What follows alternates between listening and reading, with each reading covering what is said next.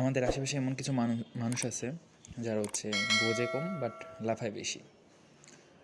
ঠিক তেমনি এরকম একটা ঘটনা ঘটেছে। কিছুদিন আগে হচ্ছে আমার এক ছোটো ভাই ফোন কিনবে, তো ওর সাথে ফোন কিনতে গেলাম। তো ওর কাছে একটা ফোনের সর্বোচ্চ প্রথম চয়েসের ব্যাপারটা ছিল যে ফোনের ক্যামেরা। তবে মানুষ বাঙালি হচ্ছে এই জিনিসটা বুঝতে চায় না যে একটা ফোন বা যে কোনো একটা ইলেকট্রনিক জিনিস চালানোর জন্য তার যে মাদারবোর্ড বা প্রসেসর থাকে সেটা থেকে সবথেকে বেশি গুরুত্বপূর্ণ। কারণ মাদারবোর্ড প্রসেসর এটা যদি ভালো না হয় তাহলে আর তার ক্যামেরা হোক বা অন্য অ্যাক্সেসরি যেগুলো হচ্ছে সেগুলোর সাপোর্টটা ঠিকমতো পাবে না।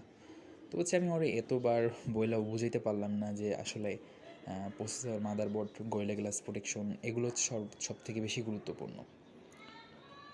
তারপর খুব বোঝানোর পরে ওরকে খুব বোঝানোর পরে আমরা রেডমি নোট 10C ফোনটা চয়েস হলো, যার প্রসেসর খুব ভালো ছিল। আমার মতে 15,000 টাকা বাজেটের ভিতরে রেডমি 10C ফোনটা বেস্ট ফোন ছিল। স্ন্যাপড্রাগনের প্রসেসর ছিল।